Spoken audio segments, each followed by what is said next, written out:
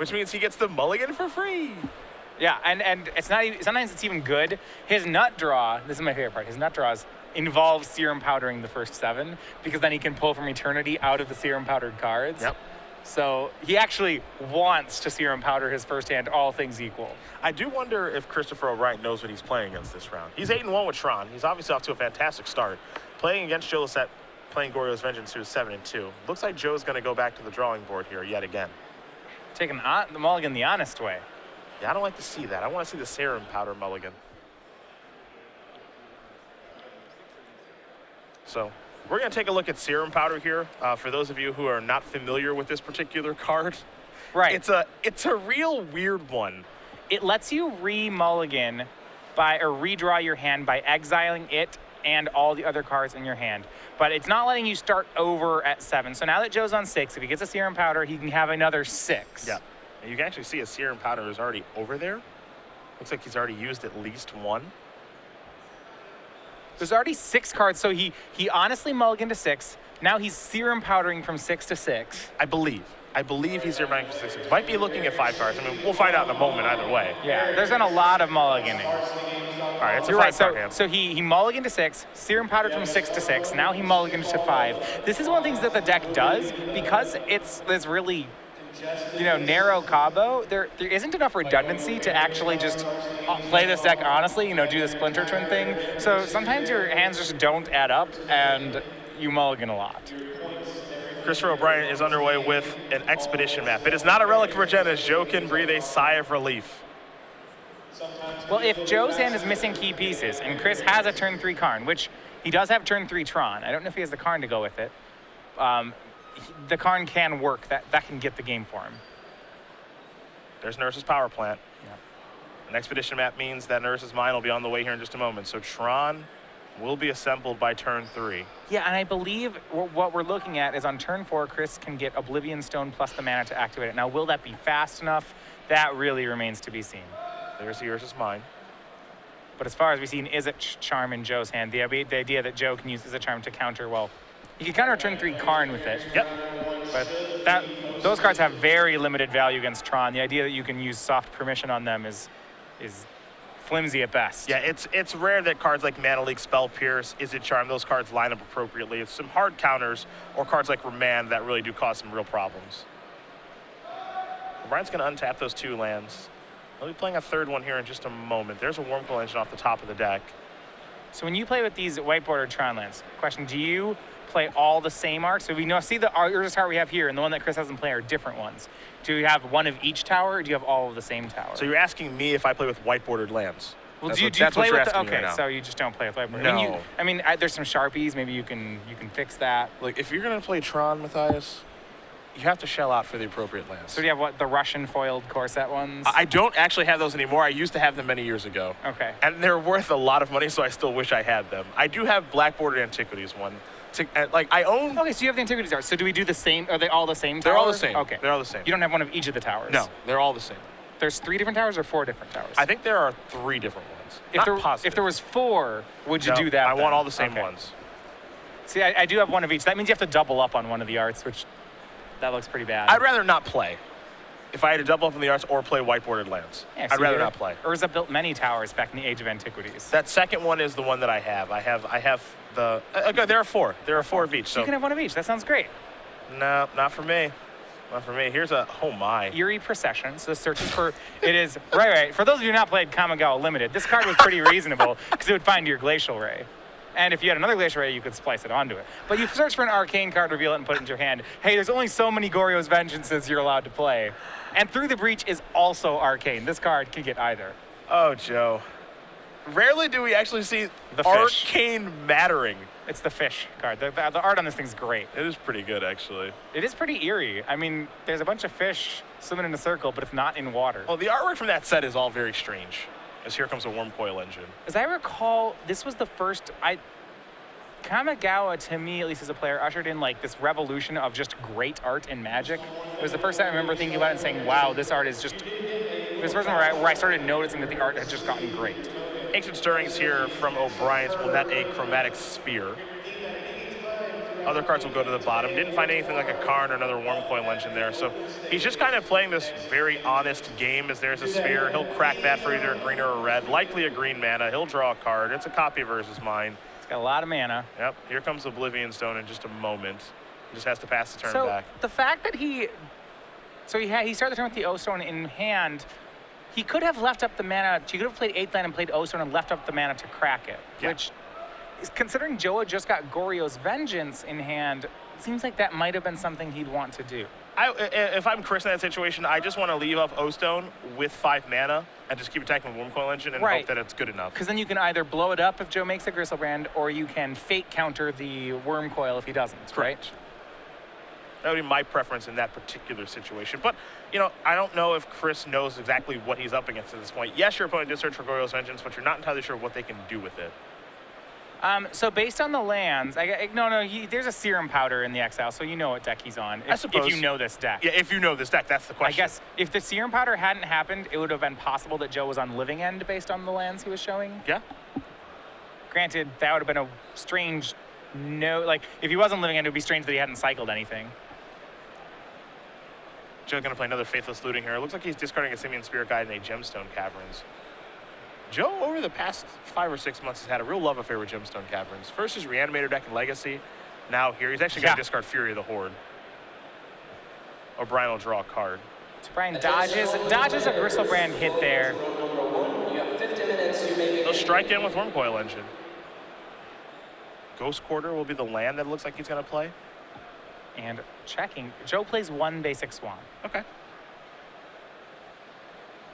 Chris's hand is all mana. Yeah, I mean, his hand doesn't really lead him anywhere. Sylvan Scrying can search for a land. Does he want to get Eye of Ugin here at some point then? Or does this even matter? I mean, Eye is going to be too slow this game for it to really do much of anything. So I don't think it's going to end up mattering very much.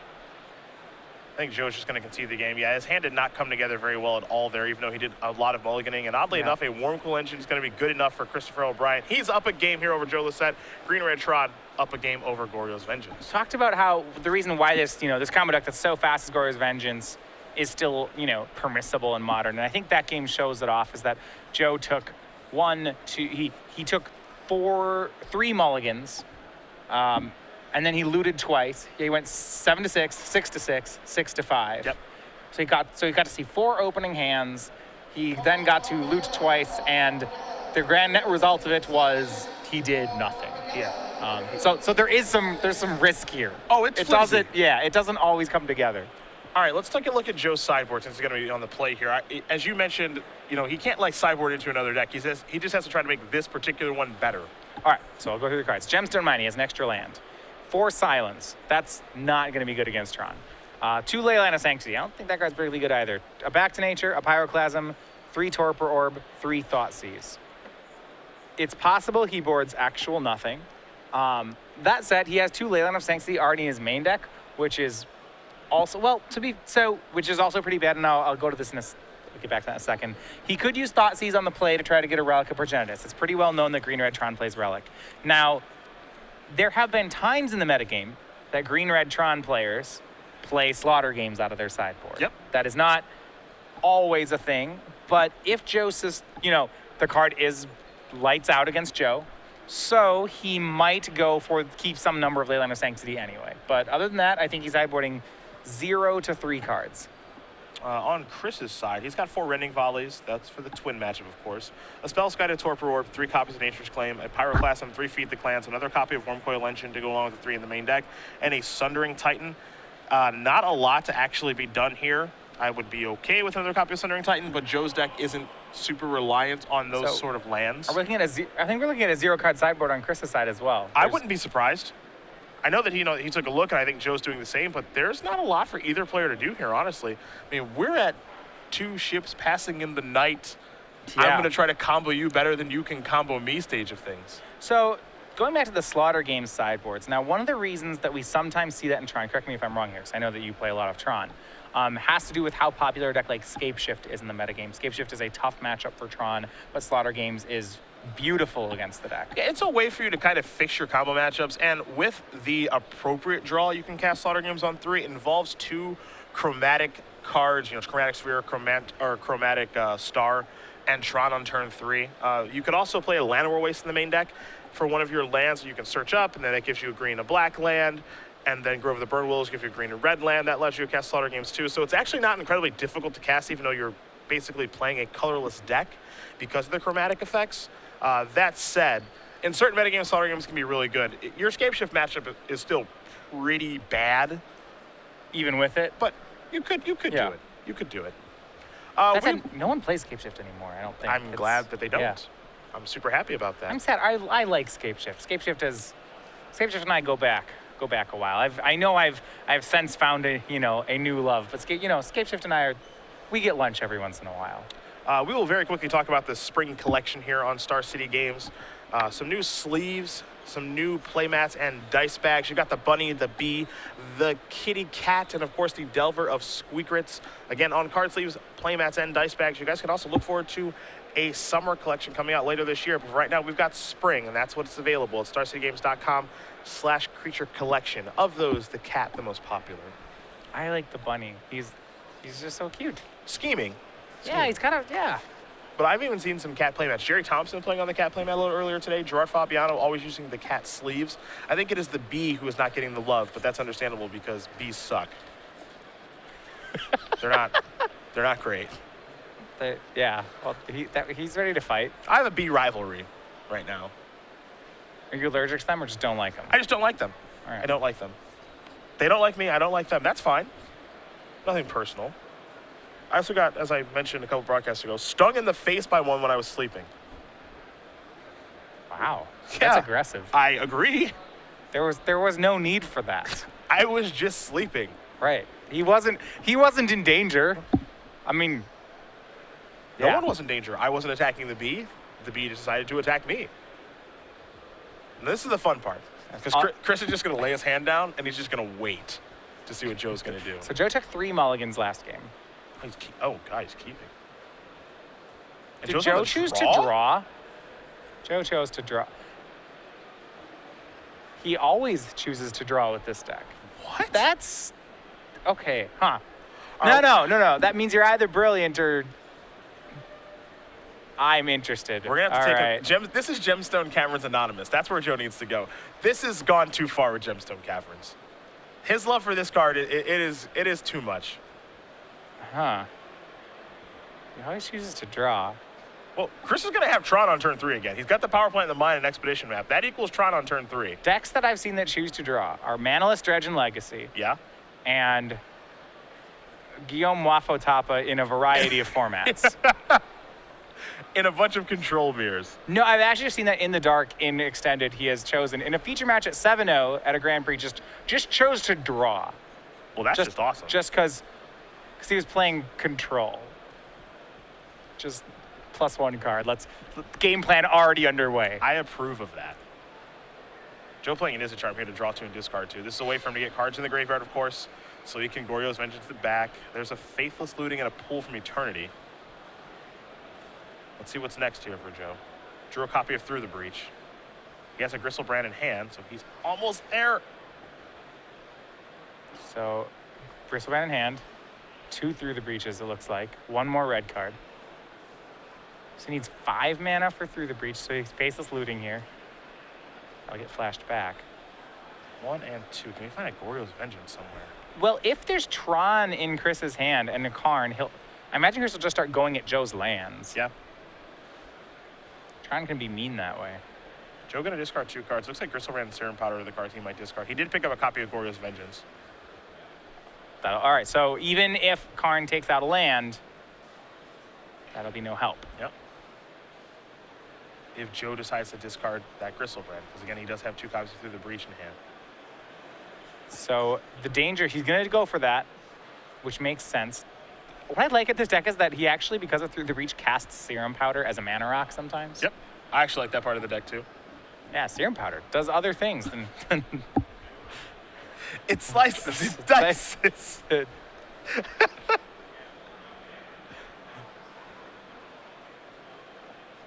For those wondering about our Modern Open that is taking place behind us, there are a couple people here at the Origins Game Fair in Columbus. 895 people for our Modern Open.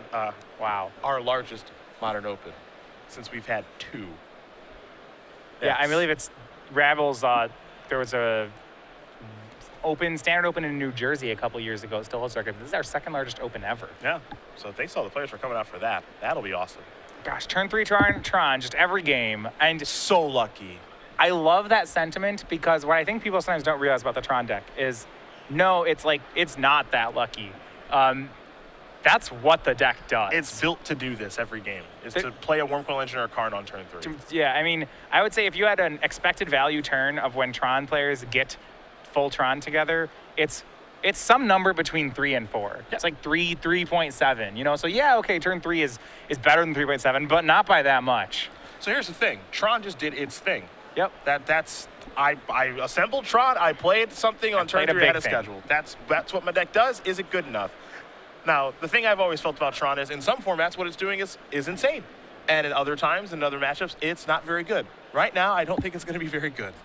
I don't think Joe cares that Chris made it an aggressive 6/6. We have a Goryo's Vengeance targeting a Gristlebrand. He makes a 7/7. Buckle up, everybody. All right. So here's how this works. He's going to make Gristlebrand. Gristlebrand will get exiled at the end of the turn, but if Joe has to say, there will be no end of turn. So he hits for 7. Chris goes down to 13, Joe up to 27. Now Joe will pay 7 life to draw 7 cards with Gristlebrand. So back down to 20. He's trying to find copies of Fury of the Horde and 2 red cards to pitch to it so that Gristlebrand can attack again. Fury of the Horde, a Cold Snap rare? Yep. Part of the double pitch spell cycle. Yes, there's also... Okay, let's see if you know them all. I can't remember. Okay, so we have red, Fury of the Horde. We have Commandeer in blue. That Correct. takes over a spell. Correct. We have Soul Spike in black. That Correct. steals 4 life. Correct. We have the Cold Snap pre-release card of Allosaurus Rider in green. Very nice. That was the one I didn't think you were going to be able to get. Here's Fury of the Horde #1. You forgot. There's only one left. It's the white one. It's the white one. That's the Wrath of God. It's Sunscour. Man, you actually... Look at you. Oh, Chris Bam. doesn't want to play anymore. All right. Gristlebrand swinging many times.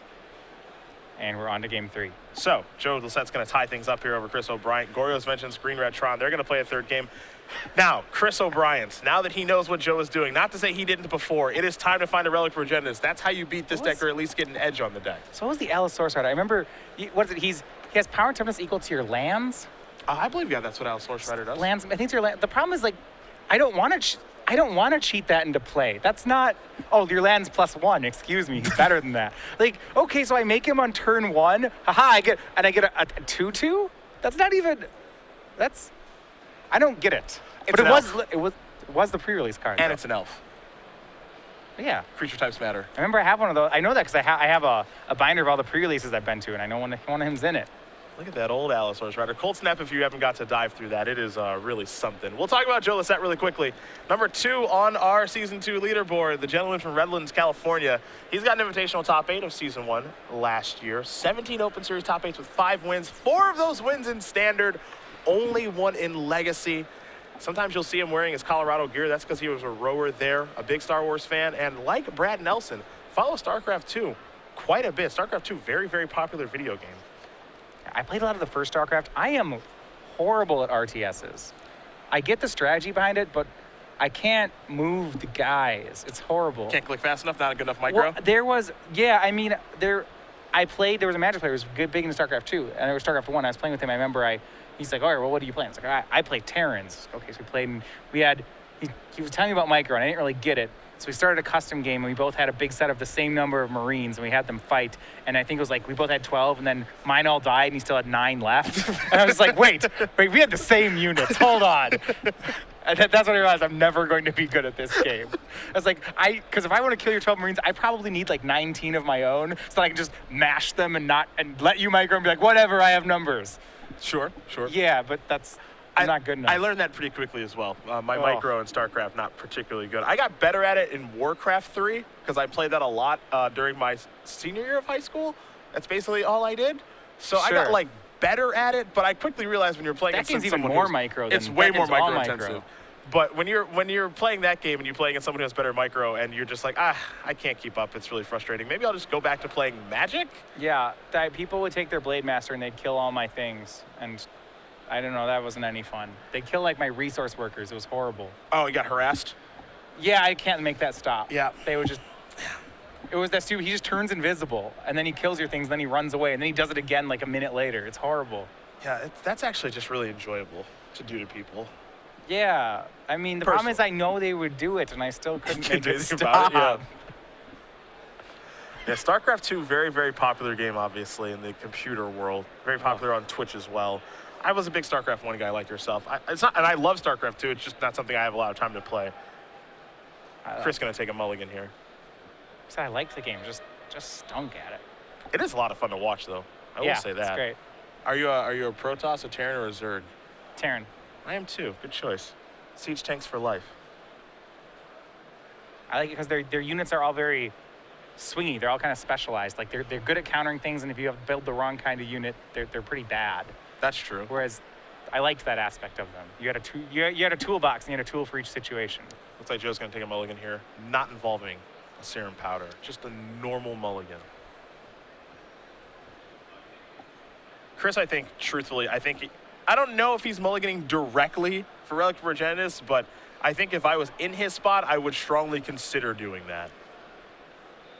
Because I would think that, okay, you know what? I can probably beat you doing Through the Breach because it's kind of slow, or slow-ish, I suppose. I mean, Karn killing lands is actually good enough to race that strategy. Yeah. So I would feel comfortable trying to beat that strategy. But I would not feel good about not having Relic and just, oh, well, I'm just probably dead to Faithless Looting, discard this, and all right, bring it back right now. Both players going to take a look at 6 cards here in just a moment. Though, again, if you guys are just joining us, appreciate having you. Cedric Phillips, Matthias Hunt, Patrick Sullivan will be joining us next round. We've got Ken and Crocker actually in the sideboard right now doing a deck tech. Nick Miller picking your matches along with the rest of the SCG Live crew. At SCG Live, hashtag SCGINVI all weekend long for your tweets, as we've got 8 rounds of action for you today. 2 more modern rounds after this, and then 4 rounds of standard, and eventually we're cutting to a top 8 to get ready for tomorrow's competition. We've also got this real big, my goodness, I'm looking behind me, modern open main event with over 890 players. Unbelievable. Everyone getting their modern and getting ready for Grand Prix Charlotte next weekend. Looks like Chris is on another mulligan right away. He did not like what he saw. So let's see if Joe is happy with what he sees. That look like a happy face from Joe? I mean, so your hands are just different degrees of calculated risks with this kind of deck. I mean, and you talked about this. You played Belcher actually a lot in Legacy, and that's the mulligan decision trees out of Glorious Vengeance are very similar. You're thinking, all right, what cards do I need to make this work? Will I do better on 5? See, Belcher is a deck that really can't go to 5 though. For the most part. Keep all your 6s. I mean, your 6 has to be really bad for you to mulligan it. Like, it has to involve, okay, I have an Empty of the Warrens, a Burning Wish, and a Goblin Char Belcher. Like, okay, yeah, sure. That's a 6 2 card empties. You have to mulligan. That's the kind of card you have to mulligan. I think when you're playing Belcher, you keep most of your 6 because your 5-card hands just aren't going to work. You're obviously hoping to keep 7 and do your turn 1 thing, and that's what Joe's hoping for too. You know, Serum Powder allows you to mulligan again. So both players are going to take a look at 5 cards here in just a moment. It's generally, that's a good rule of thumb is when a deck's playing Serum Powder, that's when you're already like really pushing the flimsiness of the deck. For sure. That's just all part of it. You know, the interesting thing about a deck like this that Joe's playing is he knows he's signing up for a lot of mulligans. Oh yeah. And he's just hoping that the power level of his deck wins out. So far it has. The game he did not mulligan out of, he did win this match. You assume you'll lose some percentage of your games just due to your own deck, and you hope that it doesn't strike twice in the same 3-game set. Yeah. Which it's looking like it might. You know, game 1, he really did nothing. Yep. Mulligan to 5 that game, and yeah, he just cast Lizard Charm and a couple Faithless Lootings, and then he just died. Chris played a turn 3 Worm Coil on the draw, and hit Joe with it 4 times, and that was the game. Yeah. Both players gonna look at 5. Looks like Chris is gonna keep. Joe's gonna keep. Is it a relic? Ding. Uh-oh. We have not seen that card yet, but it is the card for the matchup. Now, what's interesting here is what is Chris's hand besides this? It could really be some garbage in a relic. It could be terrible. I mean, his second lands in Urza's Mine. And his first lands in Urza's Mine. Yeah. Yep, it's hard to make Tron off that. There's a Gemstone Caverns. Pass the turn back. And if you're not pressuring Joe's deck. He kept nothing and plus relic. Yeah. Because, again, Joe can just play the through the breach game. Mm-hmm. He might be playing the eerie possession game here in just a moment. Uh-oh. See now before the fish are going to come out. Or is it a No, powder? it's ramp. Yes. He's ramping to through the breach. Here comes Serum Powder. So the yes. outside the mulliganing ability, Serum Powder is this great mana rock that makes it colorless. I see we're using the term great loosely this morning. We're just throwing that around. Here's our Chromatic Star. There is power in the powder. It's very nice. Joe draws another Emrakul. Now has 2 of them. Is he through the breach yet? I think he has, no, he has 2 Spirit Guides, Fury of the Horde, and 2 Emrakuls. This is a nice deck. So both these decks really just firing on all cylinders here. Chris gonna play excuse me. Sylvan Scrying, turn 4. Get another 1-Tron piece. All right, sure. There's a Tower of Power. It's not like Joe's doing anything. Yeah. The question there, and we don't have a great look at Chris's hand, is if he's supposed to search for a card like Rover the Burn Willows here to be able to keep searching, or if he's just supposed to search for a tower and just cross his fingers that he draws, another chromatic effect, or just peels the other Tron piece to put something into play. See, Joe had some option of casting Simian Spirit Guides for attacking. Didn't do it. Go beatdowns. I mean, I don't think that will ever work against Tron, which is why he doesn't do it. There's a Forest. Forest isn't bad because it lets him cast another Scrying. Scrying will find the Power Plant, which will give him Tron. So on turn 6, he'll assemble Tron. Very impressive. I think what's nice here, too, is Chris was smart enough to move away from the Relic strategy there of, just cashing it in and saying, okay, well, you're not on that this game, so time to move on. We'll see if he's right about that. And Thought Seize from Joe. Probably has to do that. Yeah, I think he has to cast this. He has to hope that Chris has one threat. He knows that Chris just finished Tron. And he hopes there's only 1 monster. And oh, there is 2 Worm Coils and a Karn. And 2 O-Stones. Now, oddly enough, because Joe has 2 copies of Simian Spirit Guide, Karn is not the end of the world. Yeah, O-Stone's actually problematic because the monsters that Joe can through the breach are Emrakuls. Yep. So that's not going to work against O-Stone. Once Chris gets O-Stone and starts leaving up 5, Joe is locked out in a way. Yep. That's the trick. We'll see if Chris knows that or not. Let's see what Joe wants to select with his Thoughtseize. There's nothing good to take with the Thoughtseize is the issue here.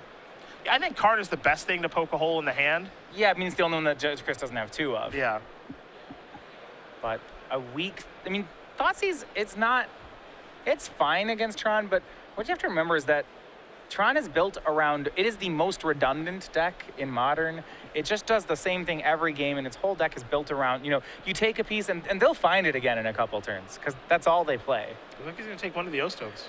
Not too worried about old Karn. Well, what that means is if Chris goes for a Karn, and Joe obviously wants to top deck it through the breach here, and that's the most important thing, but if he doesn't, and he top decks a Thoughtseize, he can get both the O-Stones. Yep. And Here's this Karn. Karn doesn't matter. It's going to get a bunch of monkeys. Manic Influence is the target. All right. Now here's the O-Stone. Pass the turn back. So this is the window. Yep. Through the breach needs to be drawn here. Okay, I haven't looked at it. I think it's a Serum Powder. That's not good enough. So another mana certainly rock. not great. He's gonna cast it, maybe. When you were getting ready for this tournament, did you expect to see 2 Serum Powders on the battlefield? There's a deck that plays them. Because I didn't. No. The issue is if he plays Serum Powder, Chris has a very obvious onboard line of Karn, exile land, crack O-Stone. Yep. That's very obvious. It's very straightforward, and we'll see if that's what he wants to do. Yeah, it is really good. Draws a star. It's tempting to leave Joe with a 1 counter gemstone. Oh, he takes the mine. Okay, I'll leave him with the colorless cavern. Sure. Okay. There's a Worm Coil Engine. Yeah, this 2 Worm Coils. I want to blow up the mana. I do He's too. leaving him on all colorless. Yep. Okay, that's good. But if Joe crossed through the breach, he's still good here because he has 2 Spirit Guides. Yeah, he can still actually cast the card. He gave Joe an extra turn. I don't think Joe converted. If you blow up all his lands, it's very hard for him to play Magic. You're not wrong. This should be good. Yep, there's the hand. Three Emrakul's Evercool's full of Spirit Guides. All right. What is that? Does that beat anything? Wrong game. There's a Through the Breach, and they may have been the top card of his deck. Either way, Christopher O'Brien's going to win this match over Joe Lossett 2-1. Green Red Tron's going to sneak by Goryo's Vengeance. O'Brien is up to 9-1, while Lossett will move down to 7-3. That combo deck is pretty flimsy. Yeah, I mean, Joe had 2 non-func. You know, I said he has to hope that those hands don't strike twice in a match. They did, and as a result, Joe lost a good matchup. It's going to happen. It's unfortunate. He'll have to battle back. 2 more rounds of Modern. 2 more rounds of Modern left to go here for Joe Lossett. It looks like X3 is probably going to be good to go for top 8 this weekend, so we'll see if Joe can keep it going.